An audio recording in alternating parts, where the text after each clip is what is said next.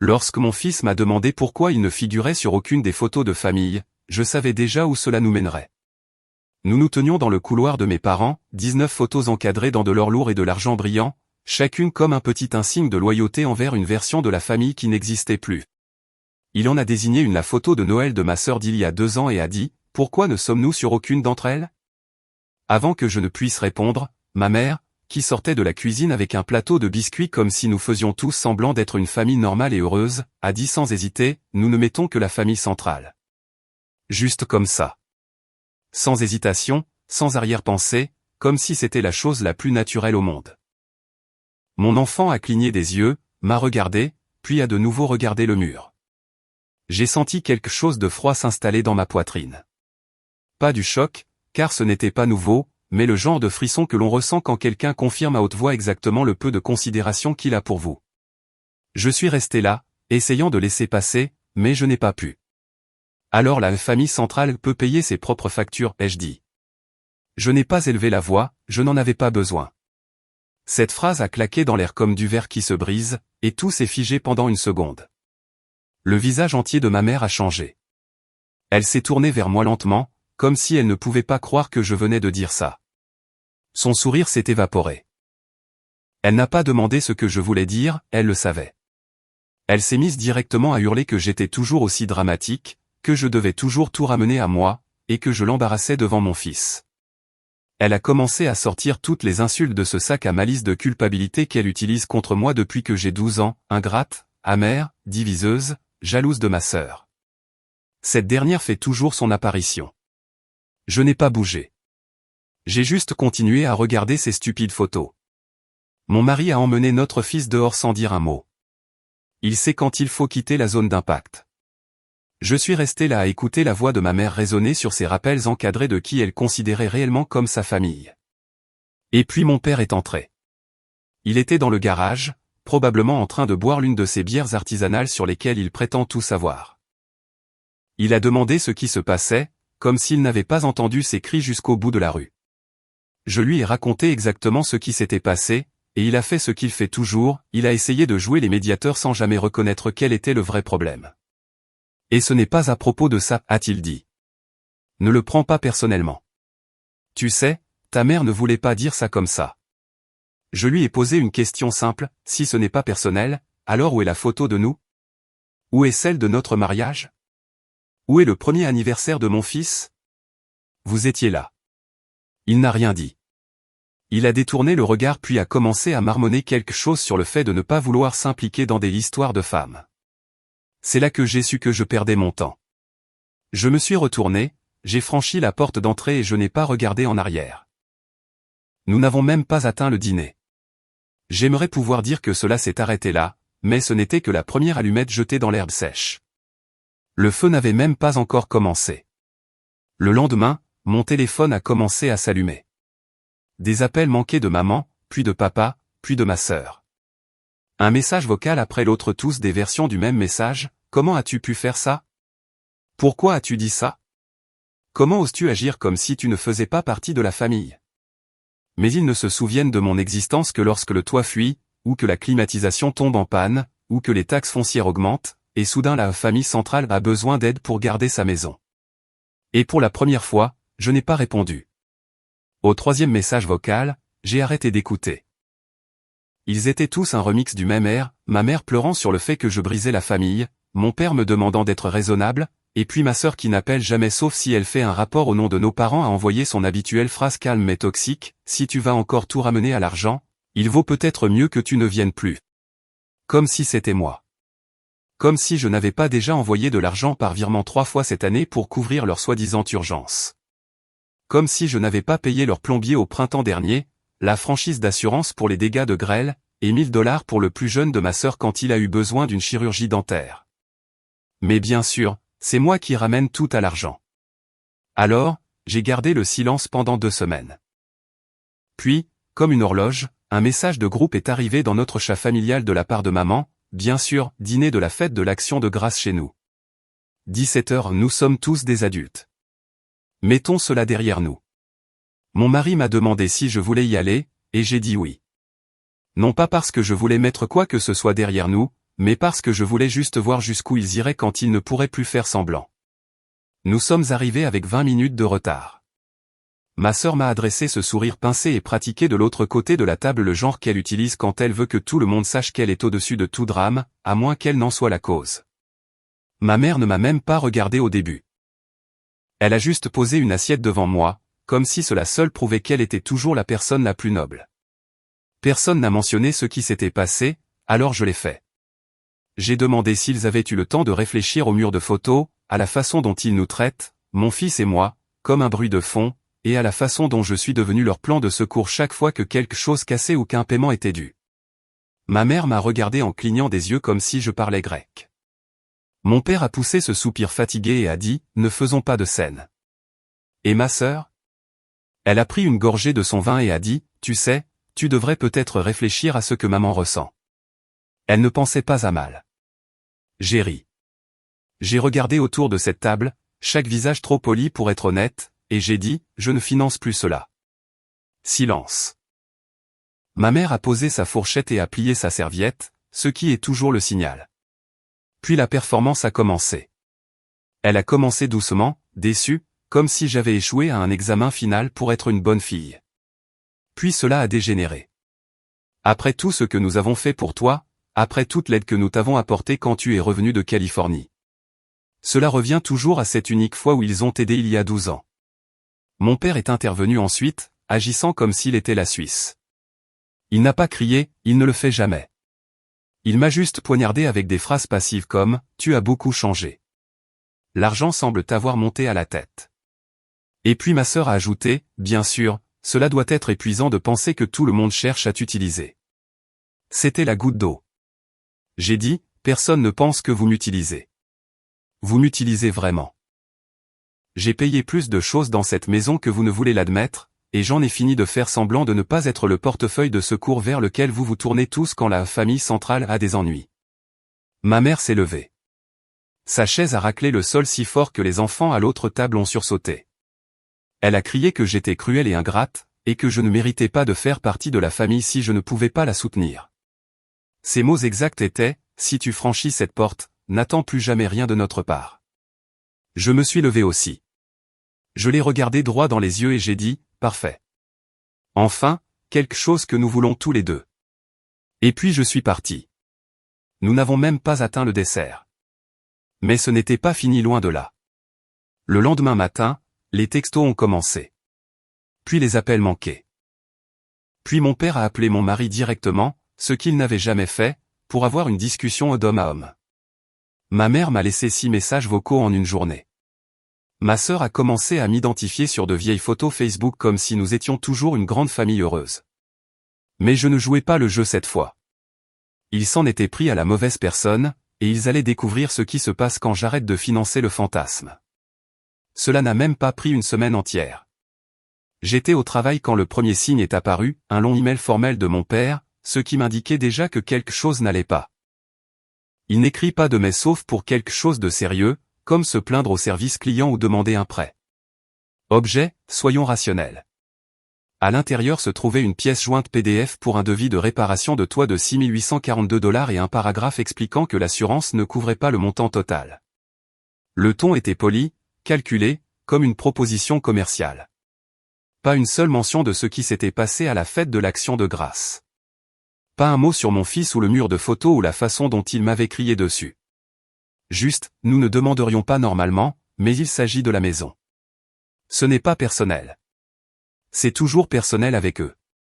Ils détestent juste quand on le dit à haute voix. Je n'ai pas répondu.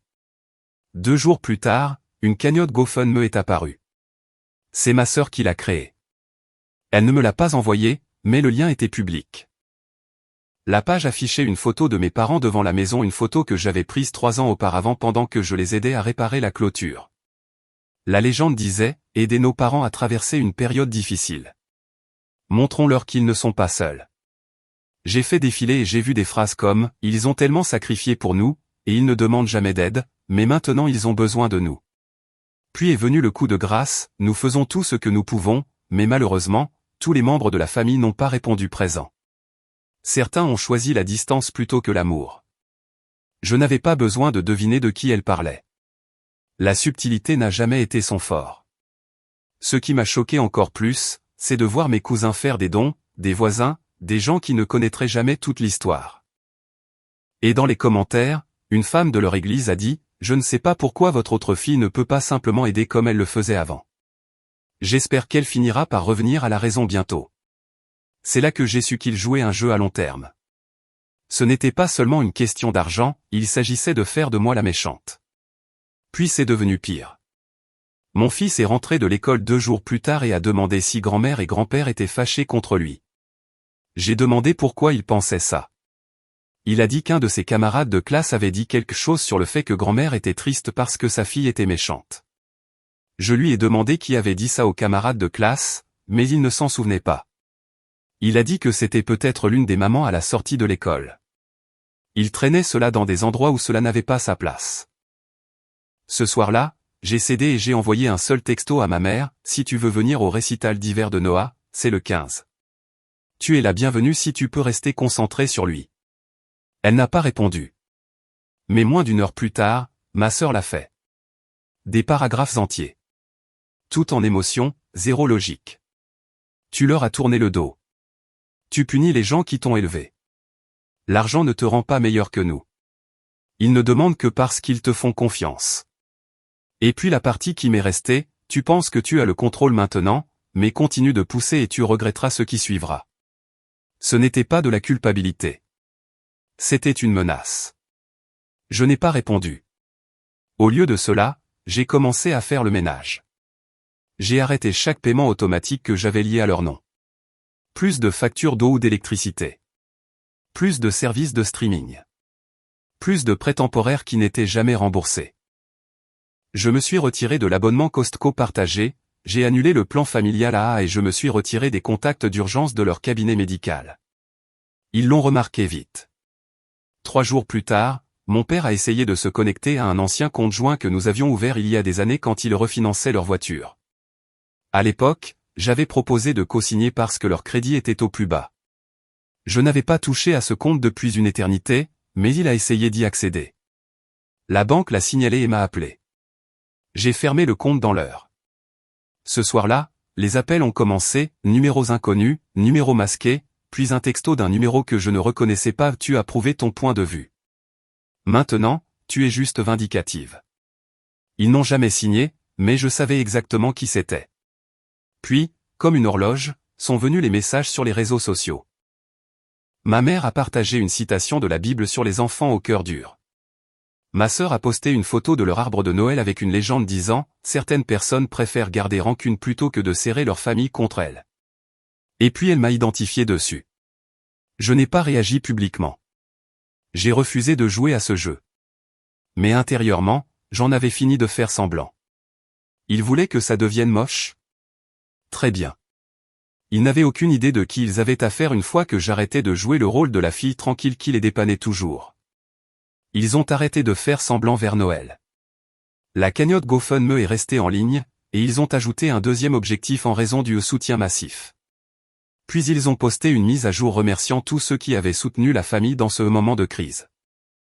Le message se terminait par cette phrase, « Certains ont choisi de fuir leurs responsabilités, mais d'autres nous ont rappelé ce à quoi ressemble une vraie famille. » Ils ont inclus une photo de groupe prise chez ma sœur.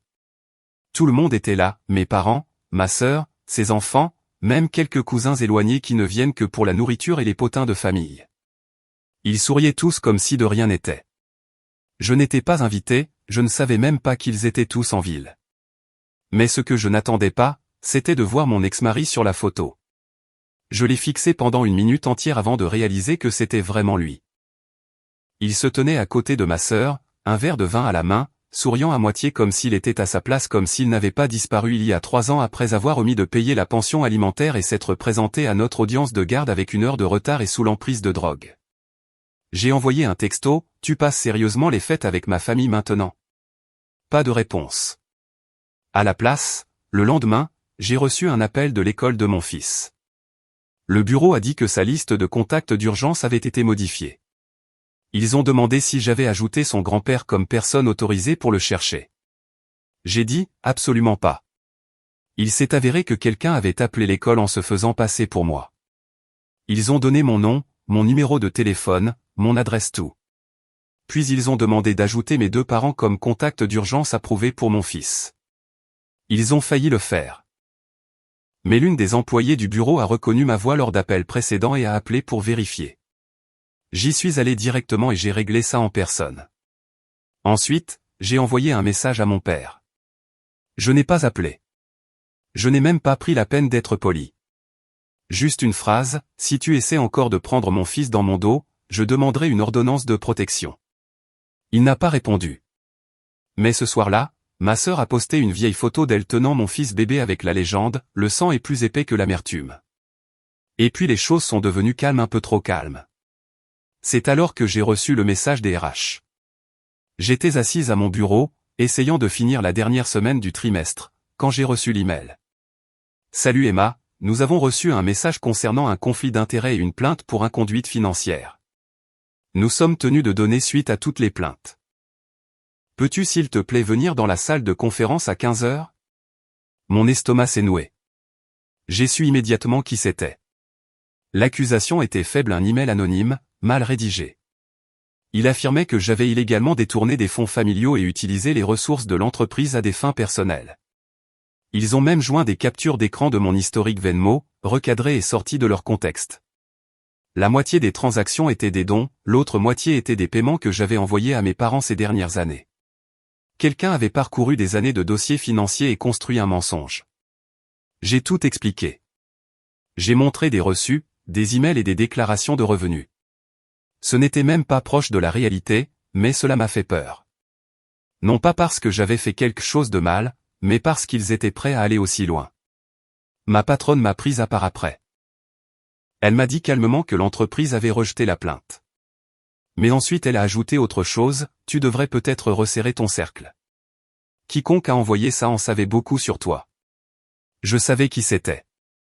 Ce soir-là, j'ai rassemblé tous les documents juridiques que j'avais, papier de garde, ancien compte bancaire, copie de tout. J'ai tout sauvegardé. J'ai envoyé des copies à mon avocat et lui ai dit de les garder au dossier. Puis j'ai appelé un serrurier et j'ai fait changer les serrures de notre maison 2 fois, avec des marques différentes. Je n'ai pas dormi cette nuit-là parce que ce n'était plus une question d'argent. Ce n'était plus une question de culpabilité ou de réputation. C'était la guerre. Je pensais savoir à quoi ressemblait le fait de couper les ponts avec quelqu'un. Je pensais que cela signifiait ne pas appeler, ne pas envoyer de texto et prendre du recul jusqu'à ce que les choses se calment. Mais ce que j'ai appris, c'est que lorsque vous êtes la principale source d'énergie de la famille, celle dont ils dépendent pour l'argent, l'aide et les services, ils ne vous lâchent pas simplement. Ils griffent, grattent, se démènent et allument des incendies juste pour vous ramener sous contrôle. Et quand rien de tout cela ne fonctionne, ils essaient de vous ruiner. Après le coup des RH à mon travail et le faux changement de contact d'urgence à l'école de mon fils, j'ai arrêté d'avoir peur. J'ai arrêté d'attendre le prochain coup. Je me suis assise, j'ai vidé mon emploi du temps et j'ai commencé à couper chaque lien qu'ils avaient enroulé autour de moi. D'abord, j'ai rencontré mon avocat. Nous avons rédigé des lettres formelles de mise en demeure pour mes parents et ma sœur, chacune documentée, certifiée et livrée. Plus de contacts, plus de messages par des tiers, plus de visites impromptues. Plus de camouflage derrière de faux messages Facebook ou de faux comptes. Toute tentative future de s'insérer dans ma vie serait traitée comme du harcèlement et gérée juridiquement. Ensuite, j'ai fait le ménage. J'ai changé de banque. J'ai supprimé chaque ancien compte partagé et annulé les cartes auxquelles je leur avais autrefois donné accès. J'ai déterré de vieux mots de passe et fermé des comptes dont j'avais oublié l'existence. J'ai mis à jour mon testament et je les ai tous retirés de chaque ligne et de chaque clause. J'ai rencontré le directeur de l'école de mon fils en personne et j'ai fait inscrire leur nom formellement sur une liste noire pour tout contact futur ou autorisation de sortie. J'ai montré les preuves. Je ne jouais plus. 3 jours plus tard, j'ai commencé à recevoir des messages de numéros que je ne reconnaissais pas. L'un demandait « Vas-tu vraiment faire ça à ta propre mère ?» Un autre disait « N'oublie pas qui t'a élevé ». Quelques-uns étaient des insultes pures et simples. Puis j'ai reçu un appel de ma tante, dont je n'avais pas eu de nouvelles depuis presque une décennie. Elle voulait soudainement parler.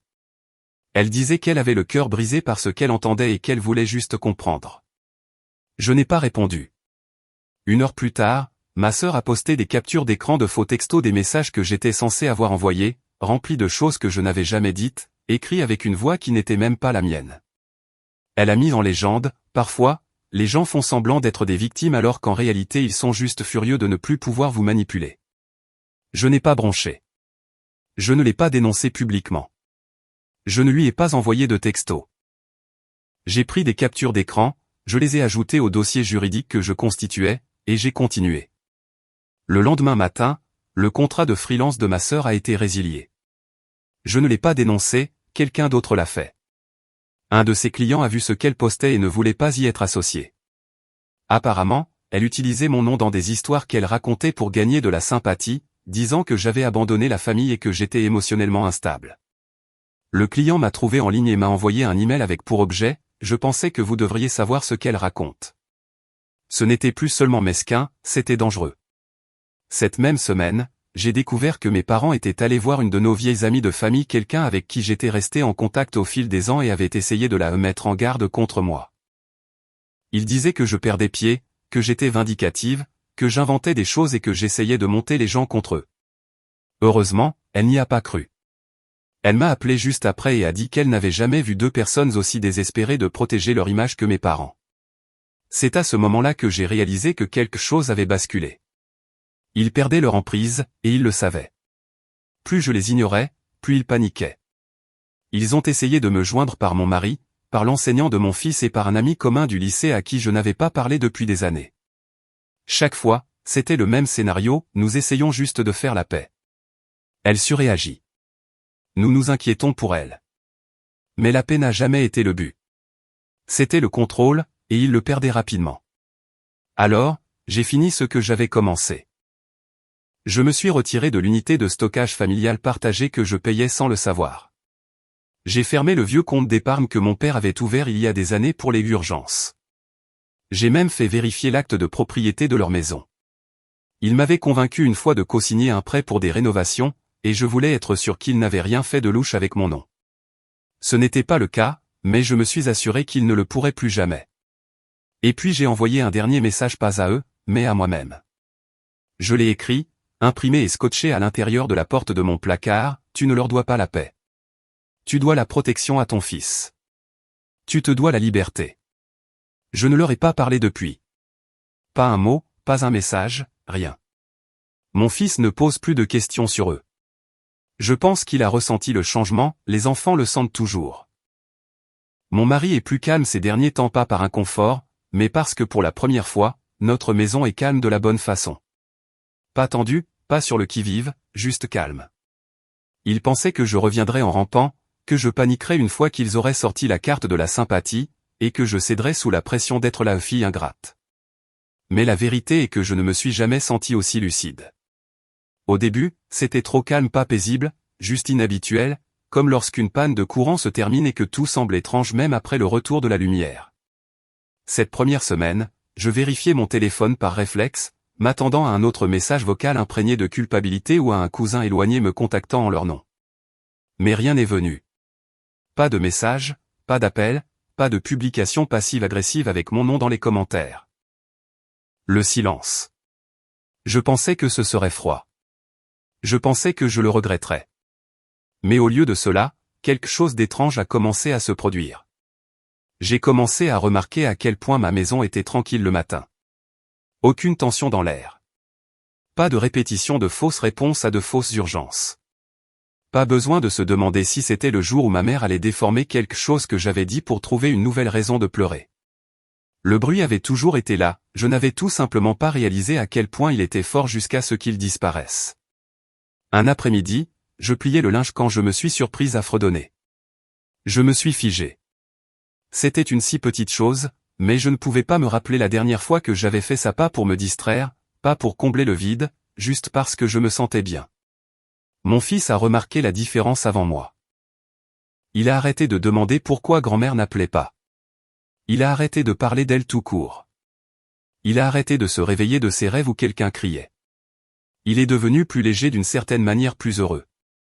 Pas un bonheur surexcité, juste à l'aise d'une façon qu'il n'avait pas connue auparavant.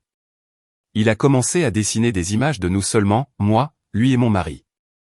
Pas de visage supplémentaire, pas de sourire forcé. Un soir, alors que nous nous préparions pour le lit, il m'a demandé si les familles peuvent changer. J'ai dit oui. Il a demandé si c'était bien d'en avoir une petite. J'ai dit, il vaut mieux en avoir une petite qui t'aime qu'une grande qui te fait du mal. Il a hoché la tête comme si c'était parfaitement logique, puis a demandé si nous pouvions manger des pancakes le matin. C'était tout. C'est tout ce dont il avait besoin. Et c'est là que j'ai su que j'avais fait le bon choix. J'ai commencé à remplir mon temps avec des choses qui ne consistaient pas à nettoyer les dégâts des autres. J'ai repris contact avec une vieille amie que je n'avais pas vue depuis 5 ans, quelqu'un de qui je m'étais éloigné parce que ma famille ne l'approuvait pas. Nous avons déjeuné. Elle m'a serré dans ses bras comme si le temps ne s'était pas écoulé et n'a pas posé de questions auxquelles je ne voulais pas répondre. J'ai obtenu une promotion au travail en toute discrétion. Pas de grande annonce, pas de photo de groupe, juste un titre plus élevé, un meilleur salaire et la reconnaissance de personnes qui me respectaient vraiment. Mon patron a dit, tu es plus vif ces derniers temps. Comme si un poids lourd t'avait été retiré du dos. Il avait raison. Mon mari a changé aussi. Plus détendu. Il ne l'a jamais dit directement, mais je sais quelle pression il ressentait en me voyant me faire déchirer par des gens qui prétendaient m'aimer. Maintenant, il n'a plus l'air inquiet quand je reçois un appel téléphonique. Il ne tourne pas autour de moi quand je relève le courrier. Nous savons tous les deux que ce ne sera pas eux. Il y a quelques semaines, ma sœur a encore essayé. Elle a envoyé un message par l'intermédiaire d'un ami commun, quelqu'un à qui je ne parle presque plus. Elle a dit qu'elle voulait clarifier les choses et être civile pour le bien des enfants. J'ai regardé le message pendant un long moment. Et puis j'ai bloqué l'ami non pas par colère, mais par clarté. Il n'y a plus rien à clarifier. Je ne suis plus en colère. Je ne marche plus avec cette sensation d'oppression dans la poitrine. Je n'essaie plus de leur faire comprendre. J'ai lâché prise au sens propre, pas la version cliché, le vrai lâcher prise où l'on arrête de surveiller la porte parce qu'on l'a enfin verrouillée pour de bon. Je ne me demande pas s'ils parlent de moi. Je sais qu'ils le font. Cela n'a pas d'importance. Ils ont perdu l'accès à ma vie et, plus important encore, ils ont perdu la version de moi qui avait besoin de leur approbation. Le mur de photos de famille n'existe pas dans ma maison. Mais s'il existait, il n'y aurait que 3 photos dessus, juste nous. Pas de figurants, pas de trou laissé pour des gens qui ne viennent que pour prendre. Ils ont choisi qui était leur famille centrale. Alors j'ai enfin fait de même. Et cette fois, je n'ai pas laissé de porte ouverte. Ces jours-ci, quand je pense à la famille, je ne pense pas au sang. Je pense à la sécurité, à ceux qui sont présents quand rien n'est dû, et à ceux qui protègent votre paix au lieu de vous punir pour elle. Et pour la première fois, je ne me sens pas coupable de vouloir cela. Je me sens libre.